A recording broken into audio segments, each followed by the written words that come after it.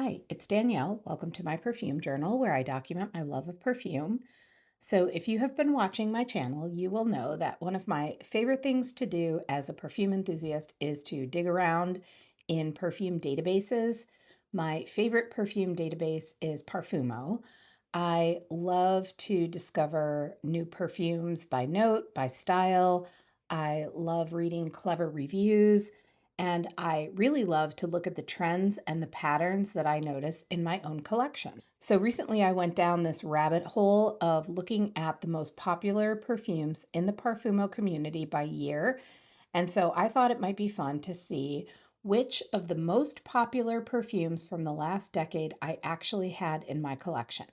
So to do this, I made a list of the top 3 perfumes by Parfumo popularity. So we will go year by year and see how many of these perfumes I actually have.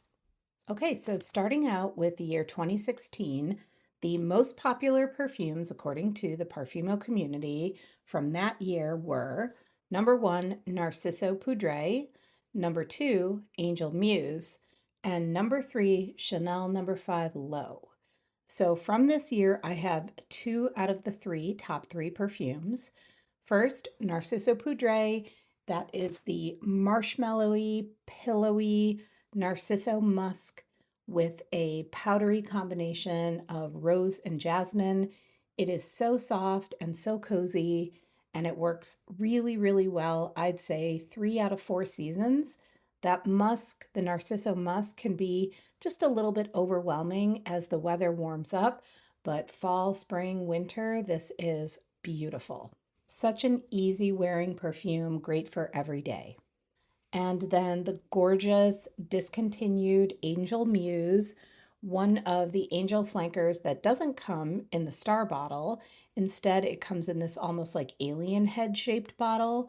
And this was my favorite of the Angel flankers until Angel Stellar came along. It is that sweet, sugary patchouli combination with a swirl in this one of chocolate hazelnut cream filling. It is super perfumey, very, very strong, and exceptionally beautiful. Angel Muse is now really hard to come by and very much price gouged. And I am finding that Angel Stellar, which is the angel DNA with a pistachio note, really kind of scratches the itch of Angel Muse for me. And so Angel Stellar has taken the place of this discontinued gem. So, in the year 2017, the top 3 most popular perfumes, according to the Parfumo community, were Mon Guerlain, Mugler's Aura, and La Petite Robe Noire Black Perfecto in 3rd place. Okay, so from this year, you can see that I have 2 of the top 3 perfumes. The first that I have is the EDT of Mon Guerlain. It is that gorgeous lavender vanilla iris. It is so perfectly blended into like a cozy hug of a scent. In the EDT, I would say that the lavender stands out a bit more. The bergamot is a little bit more pronounced. The EDP feels softer and more cocooning, but the EDT is just as beautiful. And then also from Guerlain in 2017, I have Claire Smith to thank for introducing me to La Petite Robe Noire Black Perfecto. This is the little black dress, but in leather. And as is the Guerlain signature style, everything is so perfectly blended. That cherry almond, the little bit of licorice, the vanilla, the leather, the rose, the powdery tonka. This is by far my favorite of the very wide collection of La Petite Robe Noirs, and I think it is absolutely beautiful. So the top 3 most popular perfumes from 2018 were Coco Mademoiselle Intense, Narciso Rouge, and Mon Guerlain Floral. And from that year, I have 1 of the 3. It's another Narciso cube. This is Rouge. Again, we have that beautiful fluffy musk, but this musk is smeared with a lipsticky rose violet. This is like very old Hollywood glamour, updated for the modern century. And one thing that really puzzles me is why this cube of all the cubes was discontinued. I suppose some discontinuations are easy to understand, whether it's related to sales or availability of materials or material restrictions, but this one honestly confuses me. So fortunately, a good perfume soul was letting go of this one and I was able to nab it secondhand at a good price, but I can definitely see why this came in second place as the most popular perfume according to the perfume community on Parfumo for the year 2018. Okay, from 2019, the top three perfumes in terms of popularity were Pure Musk from Narciso Rodriguez, Violet Ida from Miller Harris, and La Belle from Jean Paul Gaultier. And the one that I have in my collection from that year is, of course, Violet Ida, my lipstick on a bunny scent. Betty said that now every time she thinks of this perfume, she sees that image of Bugs Bunny in drag, and I live for that. I have long called this perfume lipstick on a bunny because it does have that lipsticky, waxy quality that an irisy, violety scent can have. And then it has this carrot seed note, which bunny. And also there's a bit of a fuzzy quality here. It's not furry. That to me calls to like an animalic kind of note, but this is more of fuzzy, like from the vanillic ambery base.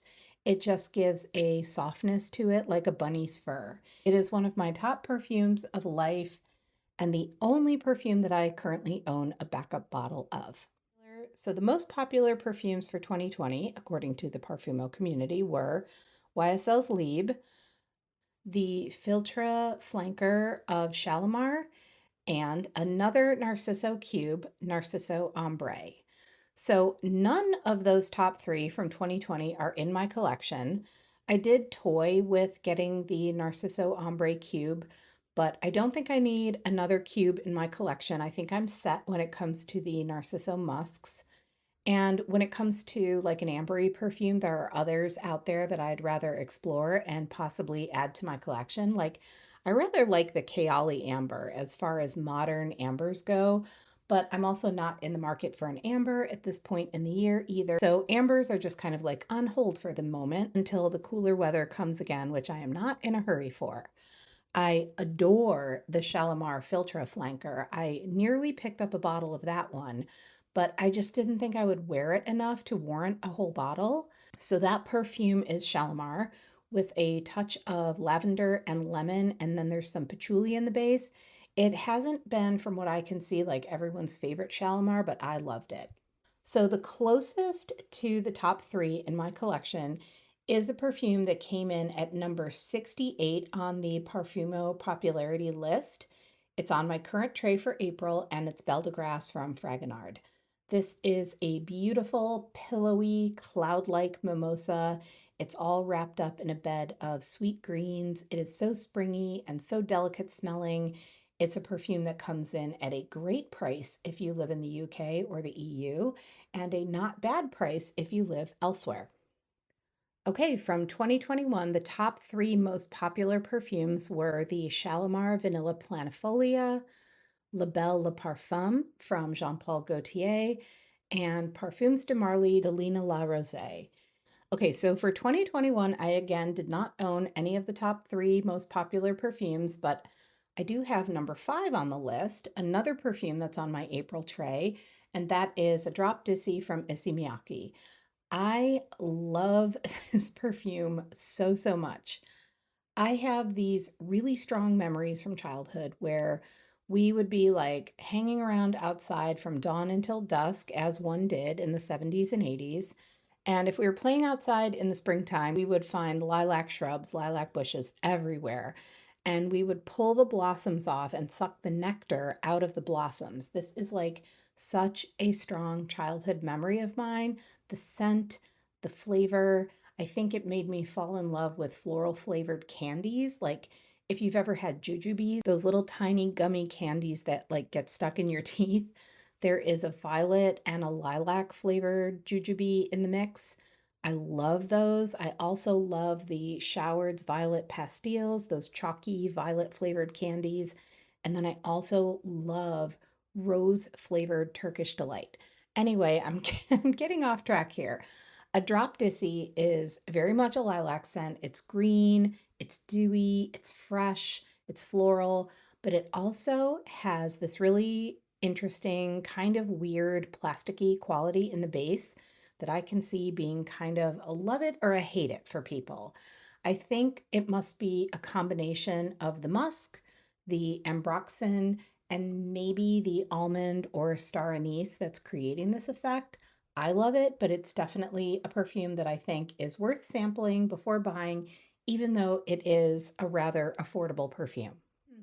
So the top three most popular perfumes from 2022 were Shalimar's Millesime Tonka, another perfume I missed out on and regret deeply, Narciso Rodriguez's Musc Noir Rose, and YSL's Libre Le Parfum. And if you know Jamie from Not Another Perfume channel, Libre Le Parfum was her gateway perfume into the perfume obsession that we all share. I always think of her when I see that perfume.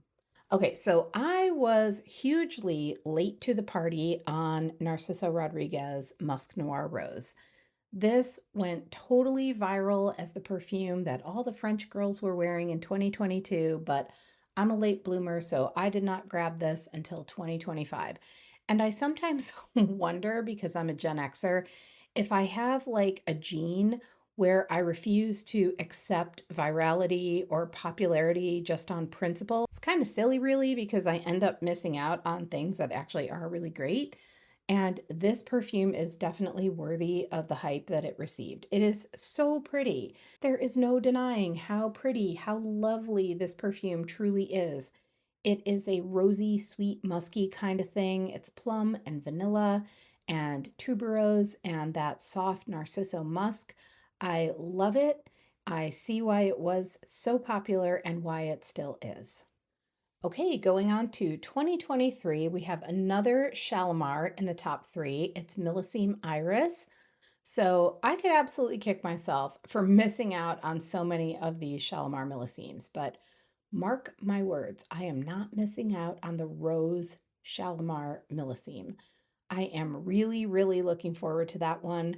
From everything I have seen, this is going to be a blend of damask rose, centifolia roses, almond, rose water, and then some incense in the base with, I'm sure, that beautiful Guerlain vanilla.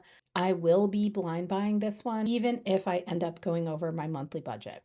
And in the number 2 spot is Burberry Goddess, followed by Yum Pistachio Gelato from Kayali, which was incredibly popular that year. If you were on social media exploring fragrances, you will not forget the viral launch of that perfume. It had everybody going absolutely bonkers. So recently I did add to my collection a decant of the lovely number 2 Burberry Goddess. This is another lavender vanilla. This time it's a lavender vanilla with a hint of spicy ginger and a dusting of cocoa. It's warm and huggy and delicious without being like edible.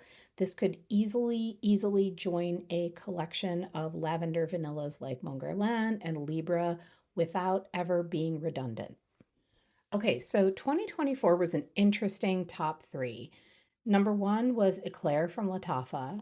Number 2 was Black Opium over Red. And number 3 was Madame Cherie from a brand called Colleen.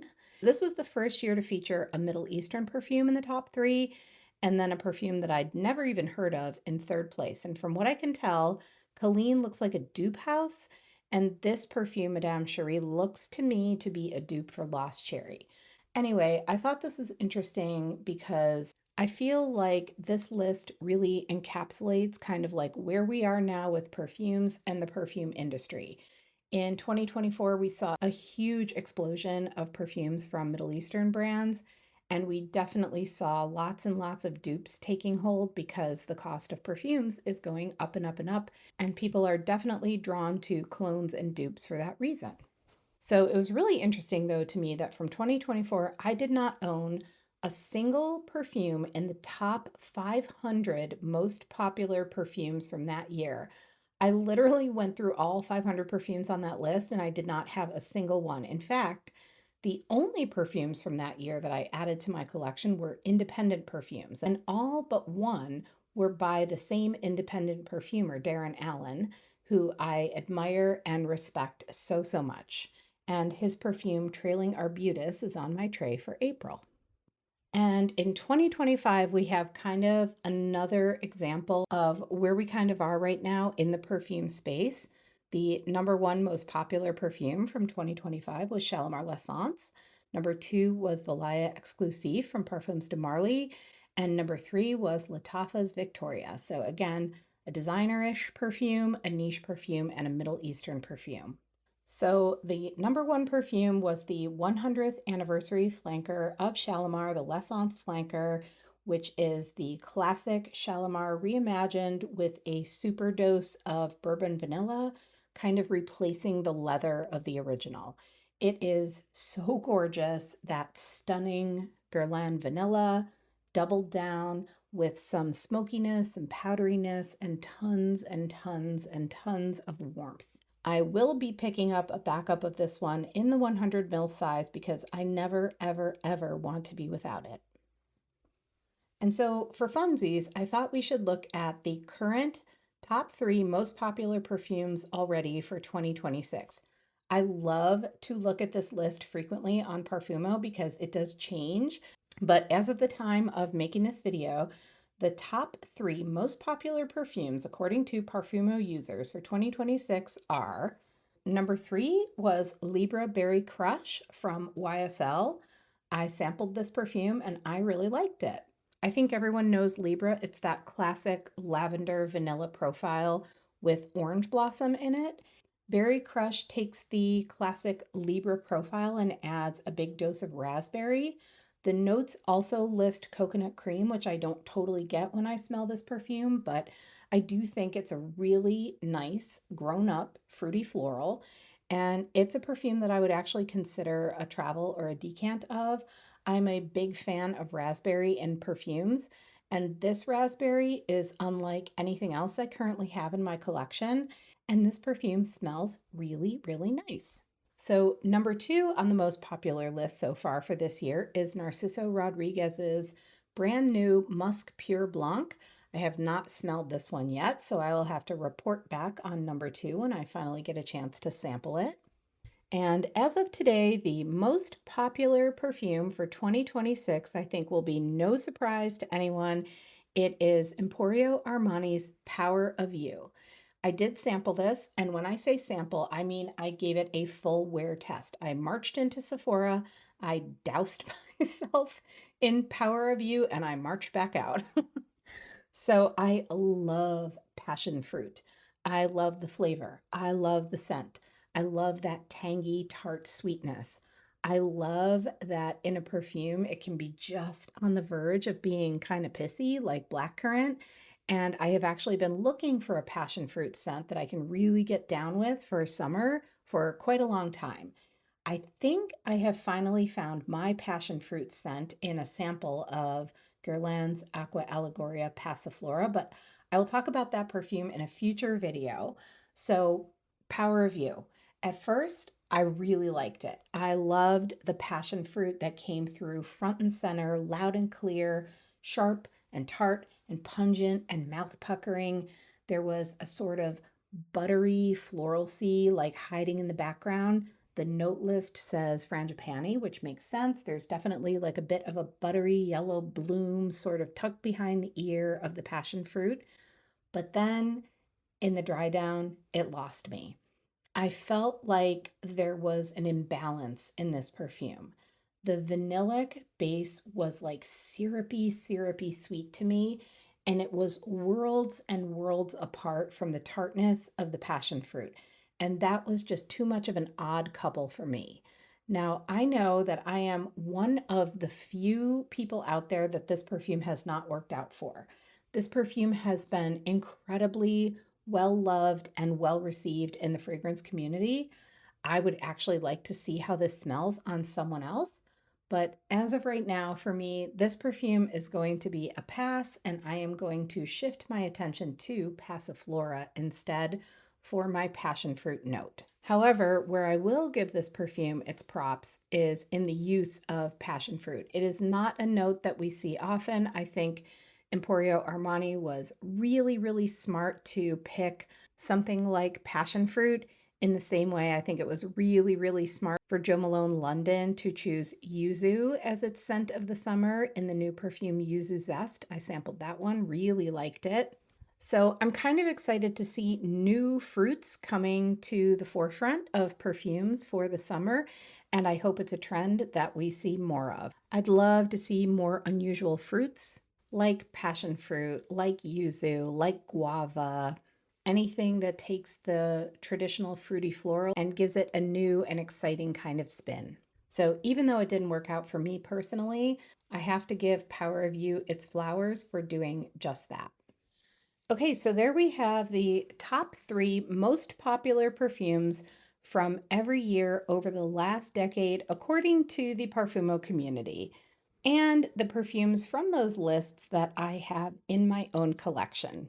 So, in your world of perfume enthusiasm, do you do anything like this? Do you love to go down these like database rabbit holes like I do and just kind of see what they unearth?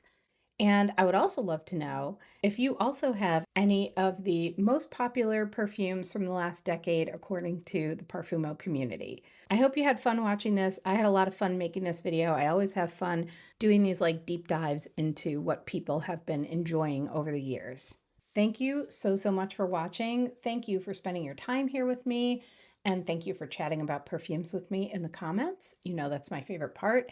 I hope you have a really great day, and I'll see you in the next video. Bye.